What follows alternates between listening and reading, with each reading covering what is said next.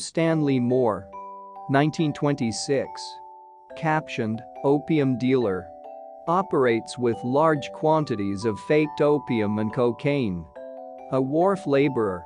Associates with waterfront thieves and drug traders." William Stanley Moore. 1926. Captioned, "Opium dealer." Albert Stuart Warnken and Adolf Gustav Buteler. 1920. Operates with large quantities of faked opium and cocaine. A wharf laborer. Associates with waterfront thieves and drug traders. Australia's Justice and Police Museum has released 2,500 photographs of female criminals from the 1920s. The pictures of murderers, bigamists, bootleggers, and prostitutes provide a fascinating glimpse into life in Australia in the early 20th century. Thomas Craig, Raymond Neal, Aka Gaffney the Gunman, William Thompson and F.W. Wilson. 1928. These special photographs were mostly taken in the cells at the Central Police Station, Sydney, and are, as curator Peter Doyle explains, of men and women recently plucked from the street, often still animated by the dramas surrounding their apprehension. Doyle suggests that, compared with the subjects of prison mug shots, the subjects of the special photographs seem to have been allowed, perhaps invited, to position and compose themselves for the camera as they like. Their photographic identity thus seems constructed out of a potent alchemy of inborn disposition, personal history, learned habits and idiosyncrasies, chosen personal style, haircut, clothing, accessories, and physical characteristics. Eugenia Fellini, alias Harry Crawford. 1920. The images themselves are of excellent quality, beautifully compassed and in many cases, quite artistic. Albert Stuart Warnken and Adolf Gustav Buteler. 1920. Joseph Messenger. 1922. Albert Stuart Warnken is listed in the NSW Police Gazette of 10 November 1920 as charged with attempting to carnally know a girl 8 years old. No entry is found for Buteler, whose picture is inscribed "willful and obscene exposure." Thomas Craig, Raymond Neal, Aka Gaffney the Gunman, William Thompson and F.W. Wilson. De Gracie and Edward Dalton. 1920. 1928. This photograph was apparently taken in the aftermath of a raid led by Chief Bill McKay, later to be Commissioner of Police, on a house at 74 Riley Street, Lower Darlinghurst. Numerous charges were heard against the 15 men and women arrested. Frank Murray alias Harry Williams. 1929.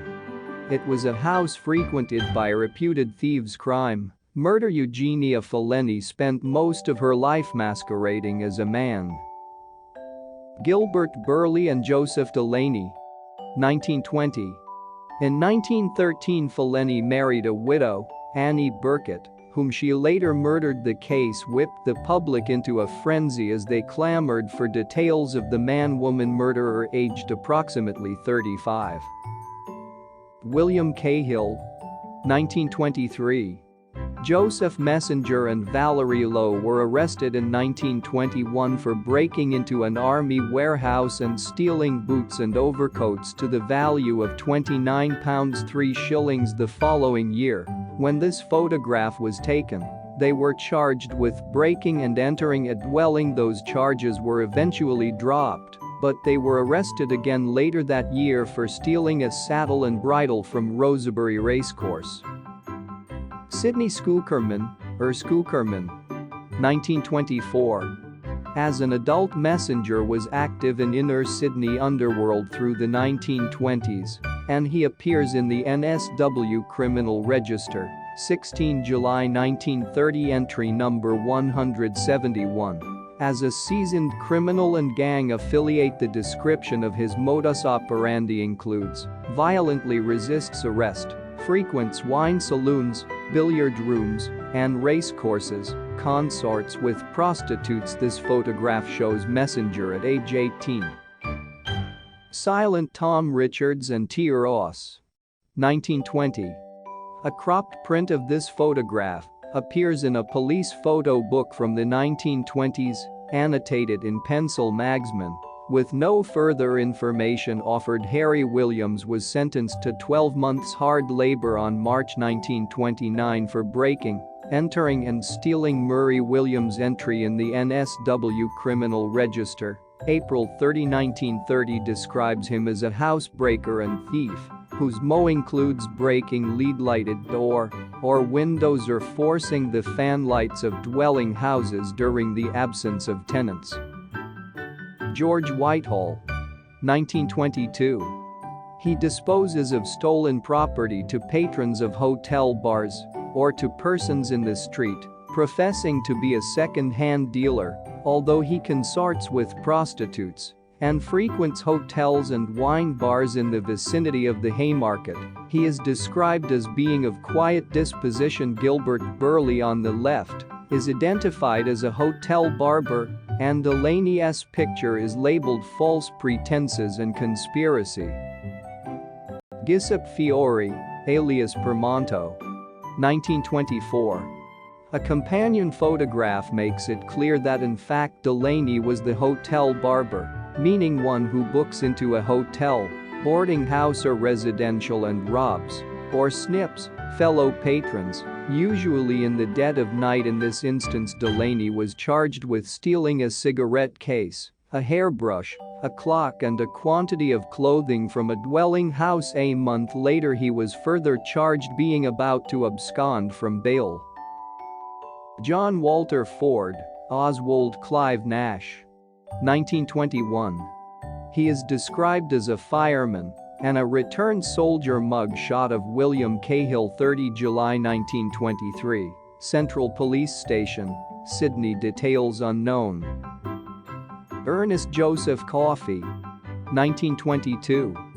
An entry in the supplement to the NSW Police Gazette, Sydney, for Cookerman, alias Cecil Landon, is captioned "Obtains goods from warehouseman by falsely representing that he is in businesses." Mug shot of Silent Tom Richards and T. Ross, alias Walton, 12 April 1920, presumably Central Police Station, Sydney. George Whitehall Carpenter handed himself into Newtown Police after hacking to death his common-law wife, Ida Parker, on Thursday afternoon, 21 February 1922, at their home in Pleasant Avenue, Erskineville.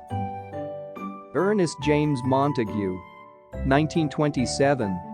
This photo was apparently taken the following morning at Newtown Police Station. No entry for Fiore Permonto is found in the NSW Police Gazette for 1924, although this photo appears in a later photo supplement, in which Fiore is described as a safe-breaker. Mug shot of John Walter Ford and Oswald Clive Nash, June 1921. Walter Keogh, 1922. Mug shot of Ernest Joseph Coffey, 2 June 1922. Location unknown. Mug shot of Ernest James Montague, 29 August 1927. Central Police Station, Sydney. Walter Keogh appears in the photo supplement to the 1923 NSW Police Gazette, 7 February, Group 1p. Thomas Bede, 1928.